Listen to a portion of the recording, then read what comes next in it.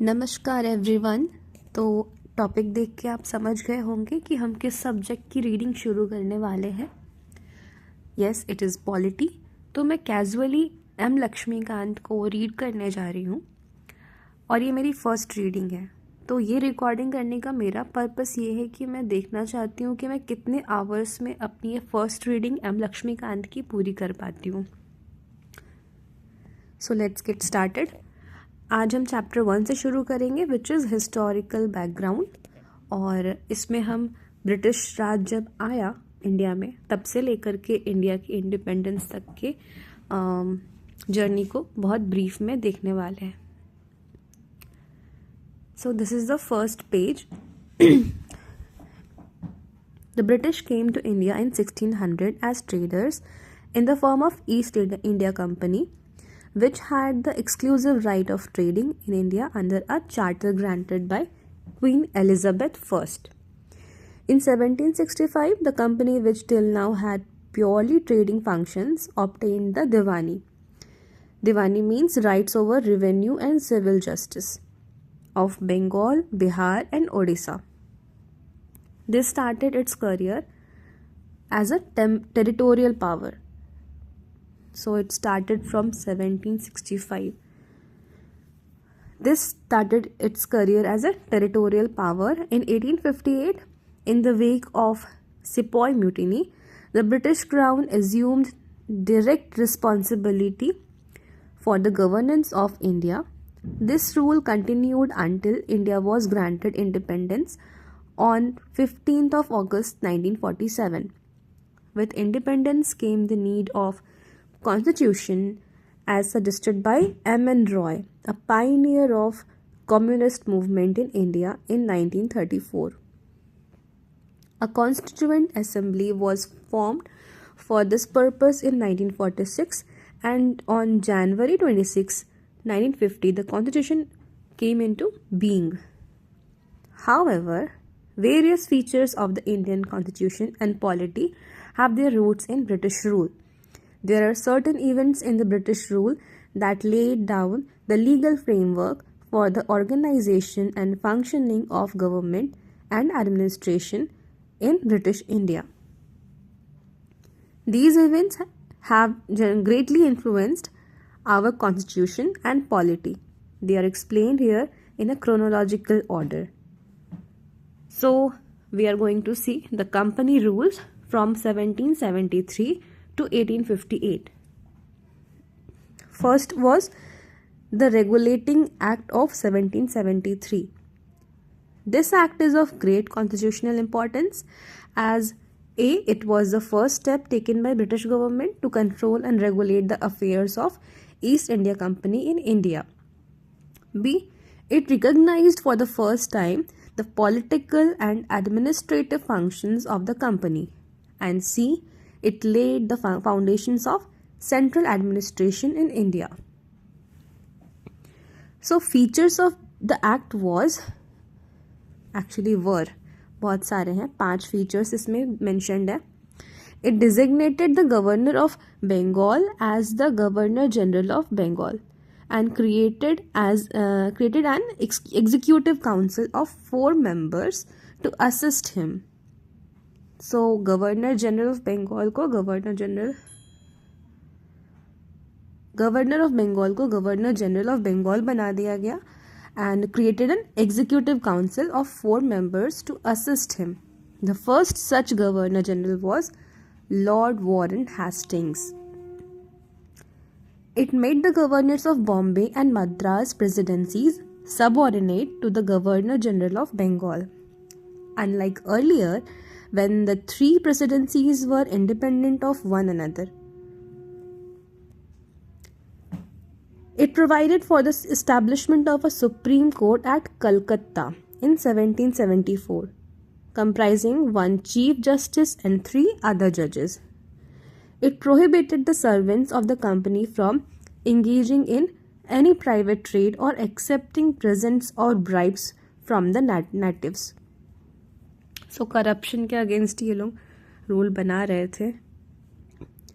It strengthened the control of British government over the company by requiring the court of directors, governing body of the company, to report on its revenue, civil and military affairs in India.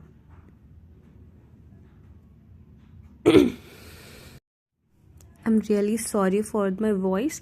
थोड़ा cold and cough है, तो please just be with me and ignore it. Pitt's India Act of 1784 is the next act after the Regulating Act of 1773.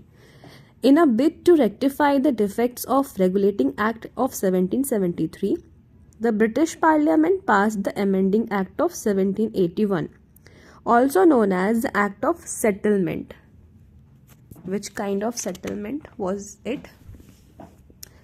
The next important act was the Pitt's India Act of 1784.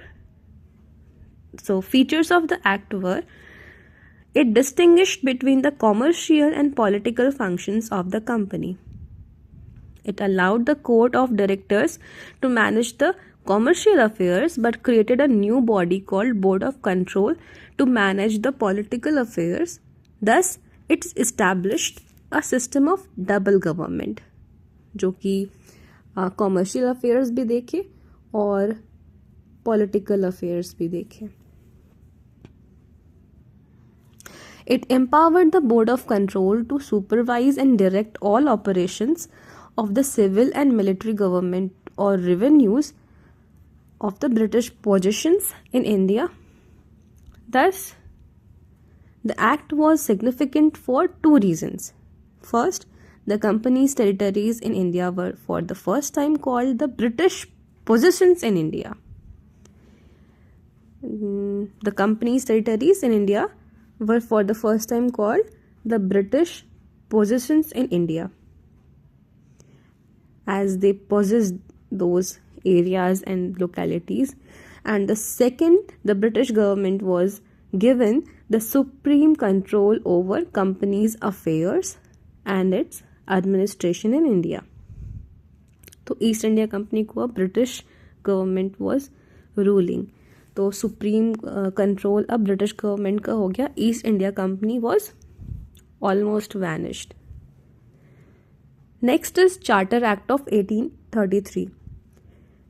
This act was the final step towards centralization in British India.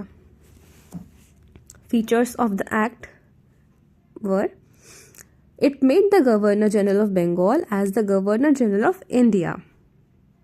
1773 में जो act था, regulating act of 1773, उसमें governor of Bengal को governor general of Bengal बनाया, और फिर 1833 के act में गवर्नर जनरल ऑफ बंगाल को गवर्नर जनरल ऑफ इंडिया बना दिया, and vested in him all civil and military powers.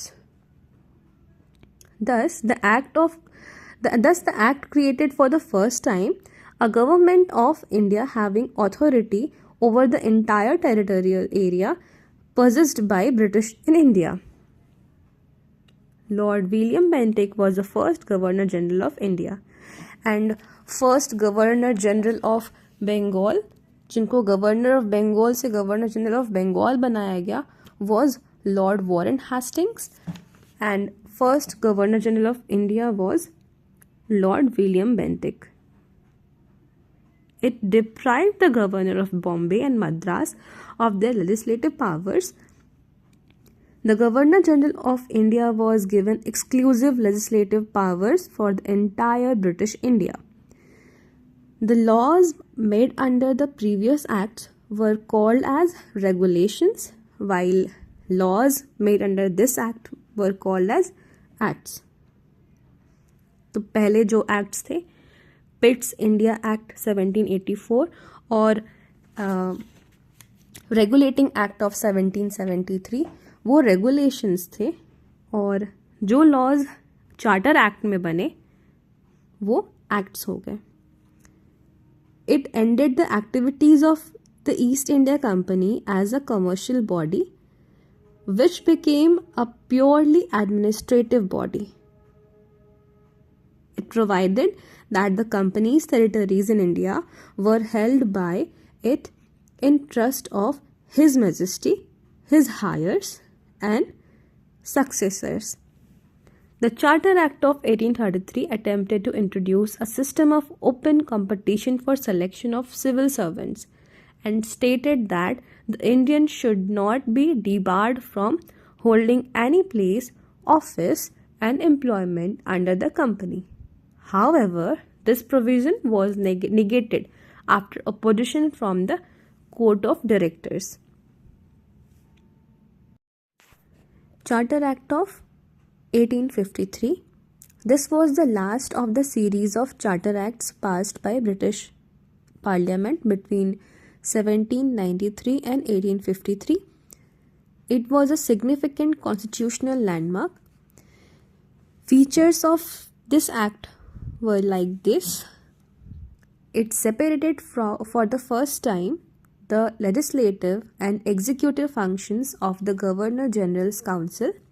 It provided for addition of 6 new members called legislative councillors to the council. In other words, it established a separate Governor General's Legislative Council, which came to be known as the Indian or Central Legislative Council. This legislative wing of the council functioned as a mini parliament, adopting the same procedures as the British Parliament. Thus, legislation for the first time was treated as a special function of the government, requiring special machinery and special process. It introduced an open competition system of selection and recruitment of civil servants. So the UPSC and civil services exam were introduced by Charter Act of 1853. The covenanted civil service was thus thrown up open to the Indians also. Accordingly, the Macaulay Committee, the Committee on the Indian Civil Service, was appointed in 1854. It extended the company's rule and allowed it to retain the possession of Indian territories on trust for the British Crown. But it did not specify any particular period, unlike the previous charters. This was a clear indication that the company's rule could be terminated at any time the Parliament liked.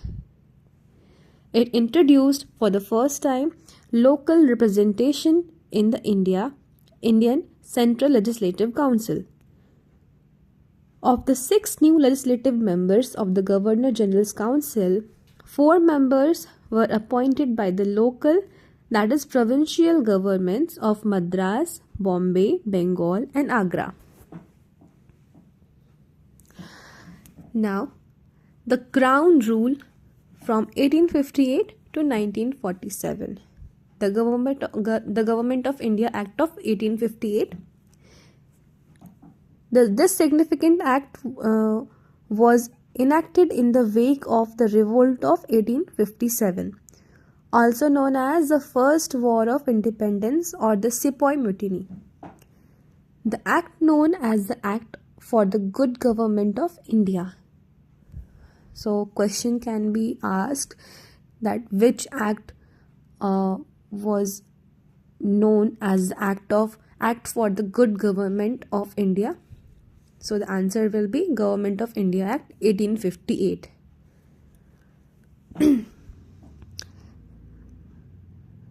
Abolished the East India Company and transferred the powers of government, territories and revenues to the British Crown.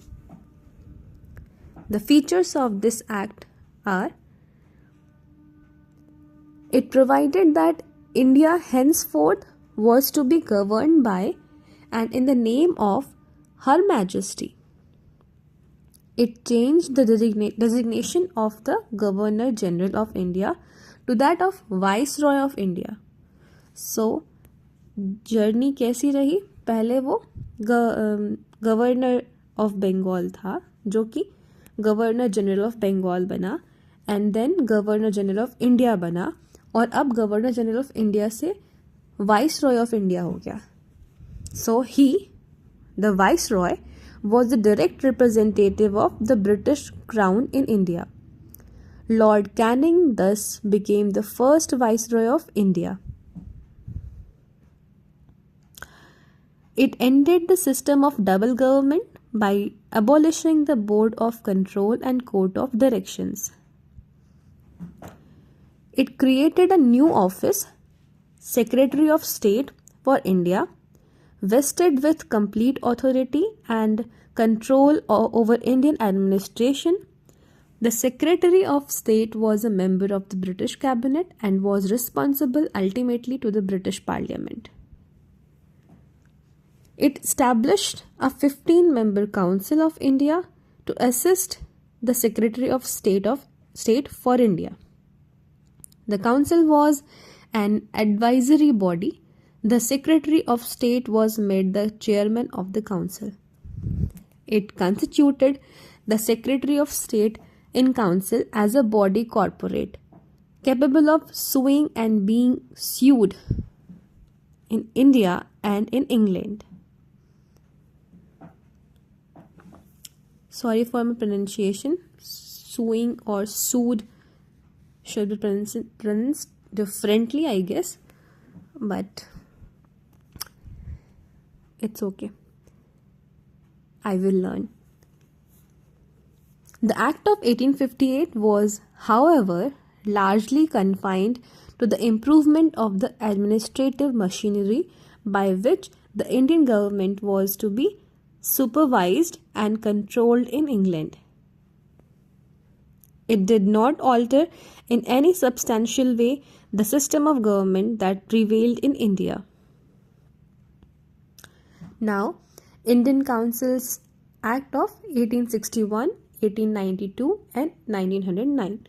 उनको हम briefly इकट्ठे देखने वाले हैं.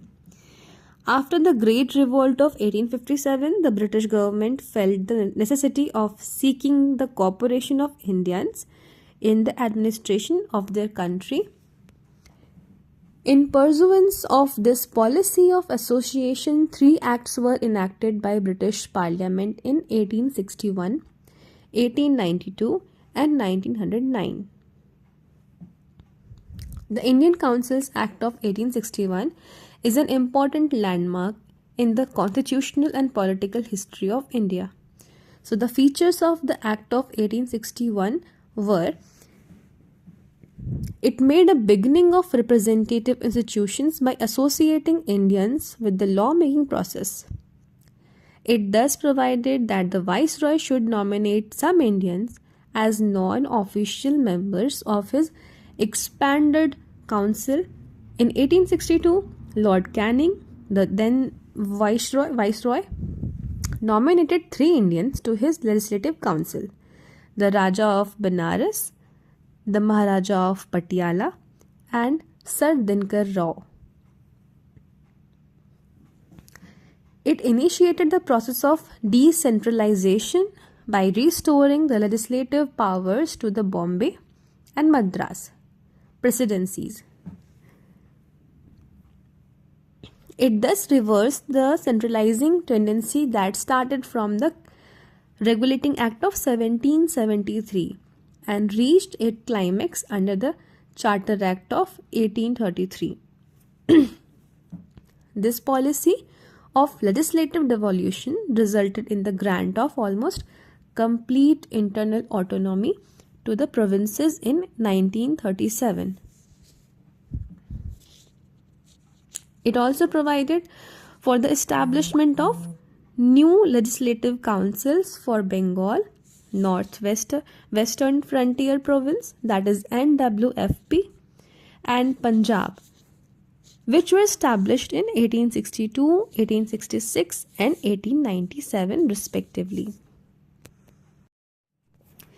It empowered the Viceroy to make rules and orders for the more convenient transaction of business in the council.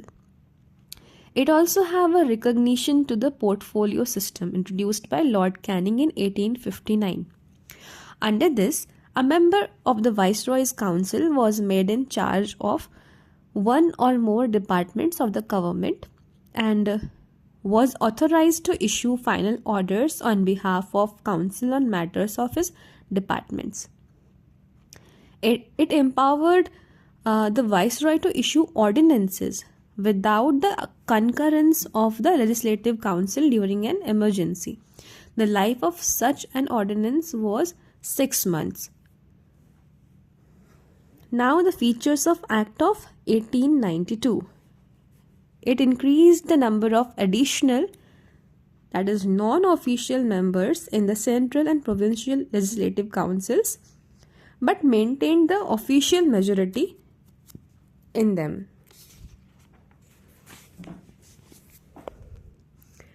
It increased the functions of legislative councils and gave them the power of discussing the budget and addressing questions to the executive.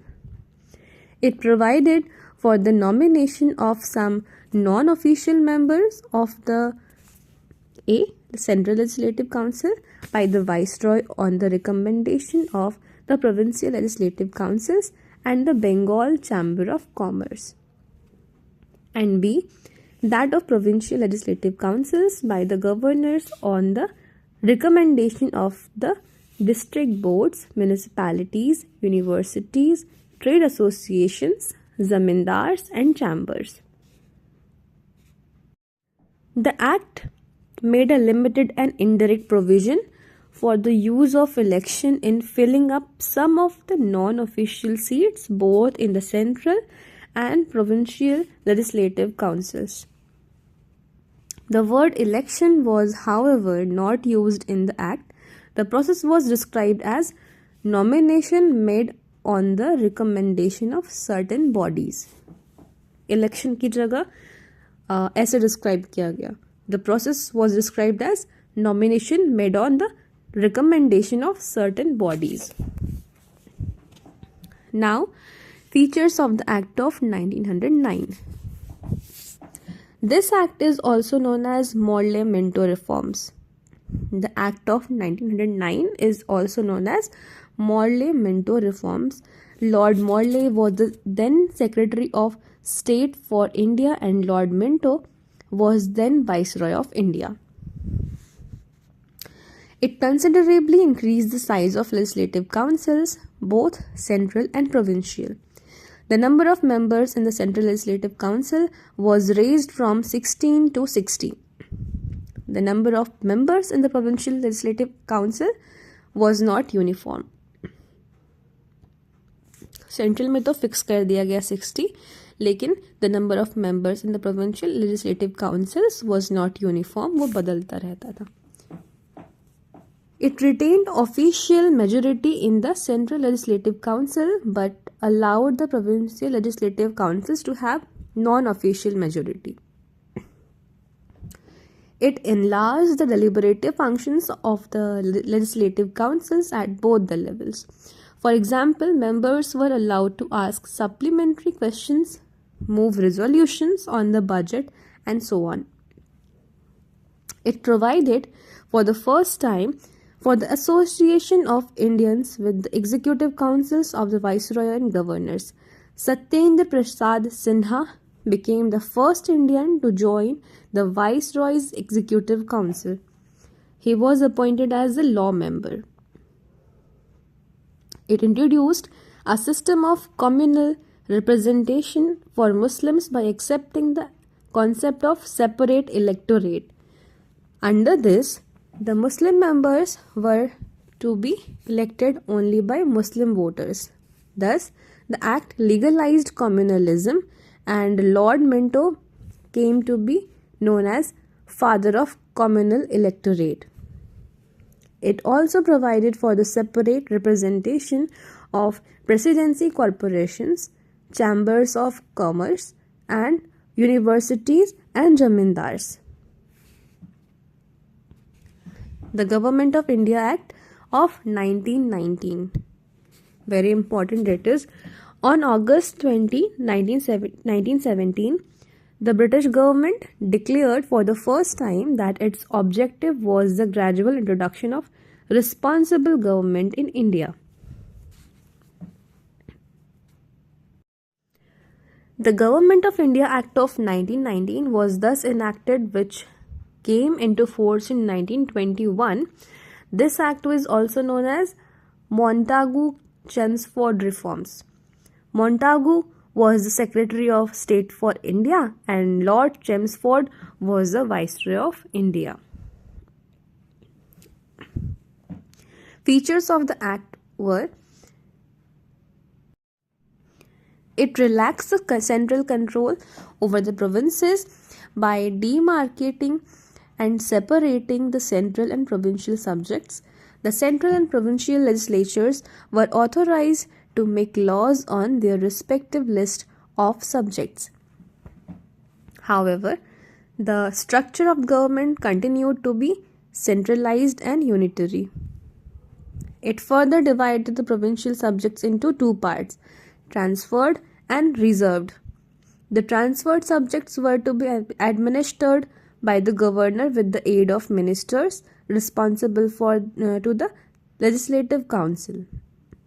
The reserved subjects, on the other hand, were to be administered by the governor and his executive council without being responsible to the legislative council. This dual scheme of governance was known as diarchy, a term derived from Greek word di and archy, which means double rule. However, this experiment was largely unsuccessful. So diarchy unsuccessful रहा तो उसको remove ही किया होगा.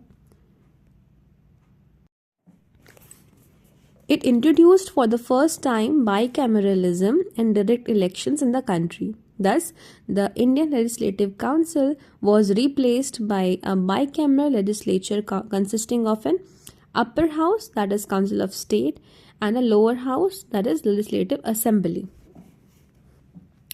The majority of members of both the houses were chosen by direct elections. It required that the 3 of the 6 members of the Viceroy's Executive Council, other than the Commander-in-Chief, were to be Indian. It extended the principle of communal representation by providing separate electorates for 6 Indian Christians, Anglo-Indians and Europeans. So इस तरह से divide and rule जो है वो बढ़ाया गया, सबको election में अलग अलग करके कम्युनल रिप्रेजेंटेशन दे करके. It granted franchisee to a limited number of people on the basis of property, tax or education. It created a new office of High Commissioner for India in London and transferred to him some of the functions hitherto performed by Secretary of State for India. It provided for the establishment of a Public Service Commission, hence a Central Public Service Commission was set up in 1926 for recruiting civil servants. It separated for the first time provincial budgets from the central budget and authorized the provincial legislatures to enact their budgets. It provided for the appointment of a statutory board and commission to inquire into and report on its working after 10 years of its coming into force. Simon Commission. In November 1927, itself, that is 2 years before the schedule, the British government announced the appointment of a 7-member statutory commission under the chairmanship of Sir John Simon to report on the condition of India under its new constitution. All the members of the commission were British and hence all the parties boycotted the commission. The commission submitted its report in 1930 and recommended the abolition of diarchy, extension of responsible government in the provinces, establishment of a Federation of British India, and princely states, continuation of communal electorate, and so on. To consider the proposals of the Commission, the British government convened 3 round-table conferences of the representatives of British government, British India, and Indian princely states. On the basis of these discussions, a white paper on constitutional reforms was prepared and submitted for the consideration of the Joint Select Committee of British Parliament. The recommendations of this committee were incorporated with certain changes in the next Government of India Act of 1935. Now, Communal Award. In August 1932, Ramsay MacDonald, the British Prime Minister, announced a scheme of representation of minorities which came to be known as the Communal Award. The award not only continued separate electorates for the Muslims, Sikhs, Indian Christians, Anglo-Indians and Europeans, but also extended it to the depressed classes like scheduled castes.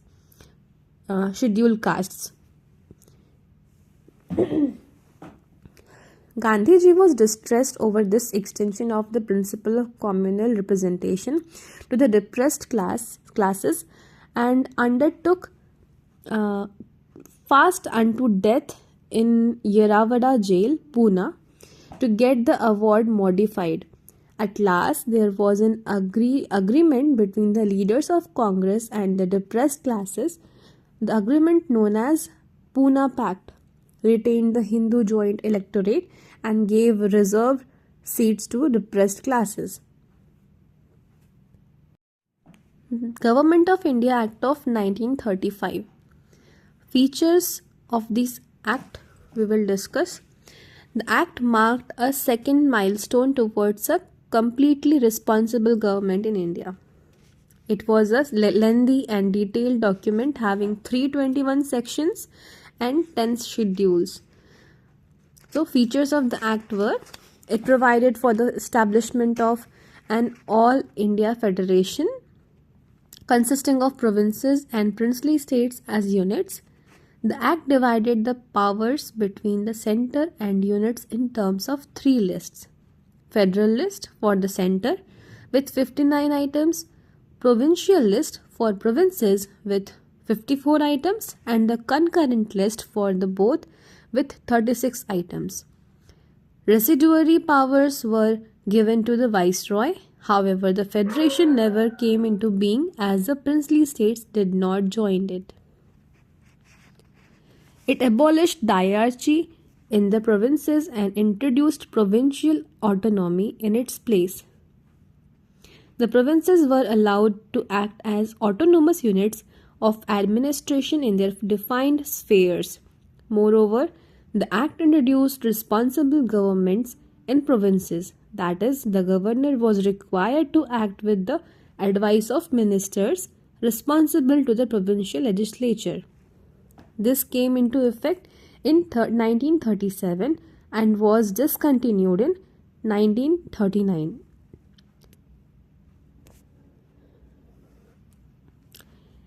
It provided for the adoption of diarchy at the centre. Consequently, the federal subjects were divided into reserved subjects and transferred subjects. However, this provision of the Act did not come into operation at all. It introduced bicameralism in 6 out of 11 provinces. Thus, the legislatures of Bengal, Bombay, Madras, Bihar, Assam, and United Provinces were made bicameral, consisting of a legislative council, upper house, and a legislative assembly, lower house. However, many restrictions were placed on them. It further extended the principle of communal representation by providing separate electorates for depressed classes, that is, scheduled castes, and women and labour workers. It abolished the Council of India, established by the Government of India Act 1858. The Secretary of State for India was provided with a team of advisors. It extended franchisee, about 10% of the total population got the voting right. It provided for the establishment of a Reserve Bank of India to control the currency and credit of the country. It provided for the establishment of not only a federal public service commission but also a provincial public service commission and joint public service commission for 2 or more provinces. It provided for the establishment of a federal court which was set up in 1937.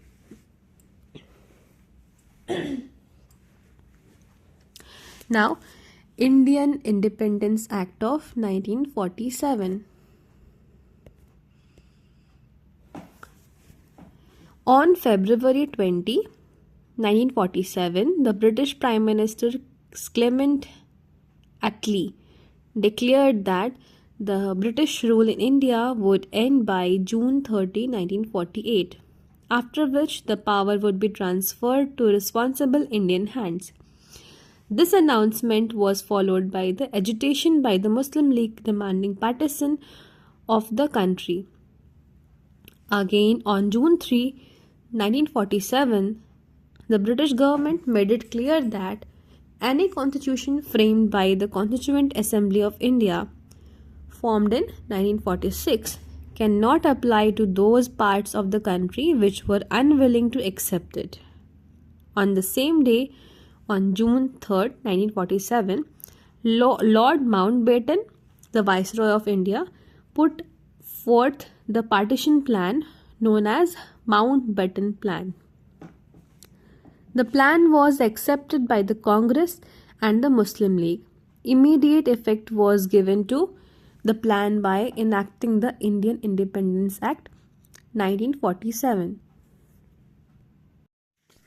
And the features of Indian Independence Act of 1947 were: it ended the British rule in India and declared India as an independent and sovereign state from August 15, 1947. It provided for the partition of India and creation of 2 independent dominions of India and Pakistan with the right to secede from the British Commonwealth. It abolished the office of Viceroy and provided for each dominion a Governor General who was to be appointed by the British King on the advice of Dominion Cabinet.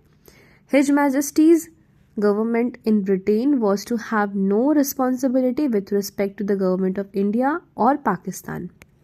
It empowered the constituent assemblies of the 2 dominions to frame and adopt any constitution for their respective nations and to repeal any act of the British Parliament, including the Independence Act itself. It empowered the constituent assemblies of both the dominions to legislate for their respective territories till the new constitutions were drafted and enforced. No act of the British Parliament passed after August 15, 1947 was to extend to either of the new dominions unless it was extended thereto by a law of the legislature of the dominion. It abolished the office of Secretary of State for India and transferred his functions to the Secretary of State for Commonwealth Affairs. It proclaimed the lapse of British paramountcy over the Indian princely states and treaty relations with tribal areas from August 15, 1947. It granted freedom to the Indian princely states either to join the Dominion of India or Dominion of Pakistan or to remain independent. It provided for the governance of each of the dominions and the provinces of the Government of India Act 1935 till the new constitutions were framed. The dominions were, however, authorized to make modification in the act. It deprived the British monarch of his right to veto bills or ask for reservation of certain bills for his approval. But this right was reserved for the Governor General. The Governor General would have full powers to assent to any bill in the name of His Majesty. It designated the Governor General of India and the provincial governors as constitutional or nominal heads of the states. They were made to act on the advice of respective council of ministers in all matters. It dropped the title of Emperor of India from the royal titles of the King of England. It discontinued the appointment to civil services and reservation of posts by Secretary of State for India. The members of the civil services appointed before August 15, 1947 would continue to enjoy all benefits that they were entitled to till that time.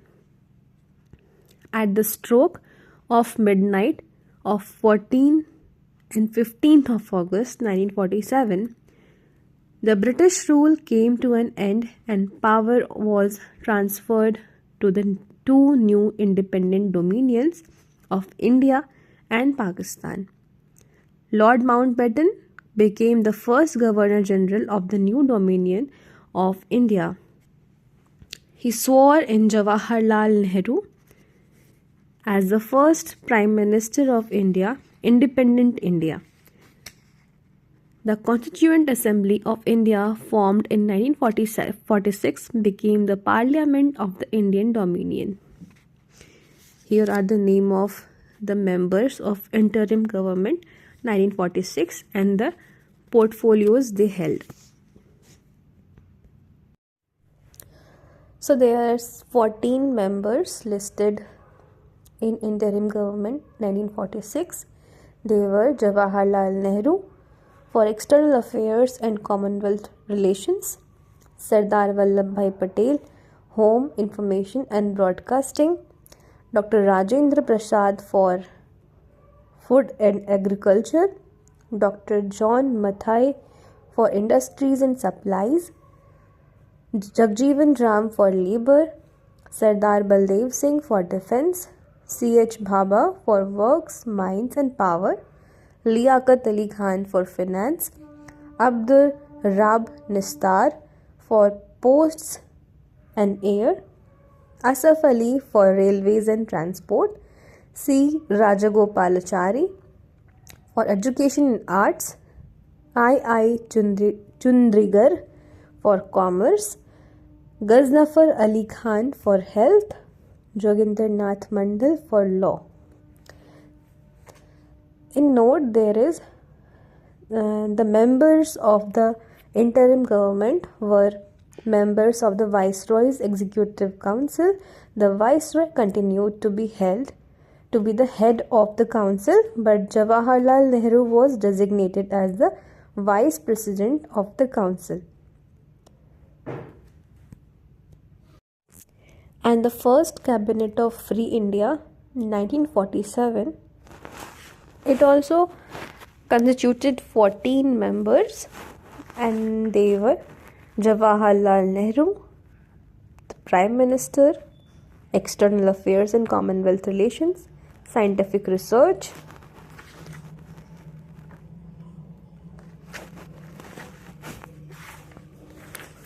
then Sardar Vallabhbhai Patel, and then Dr. Rajendra Prasad for Food and Agriculture, Maulana Abul Kalam Azad for Education, Dr. John Mathai for Railways and Transport, R.K.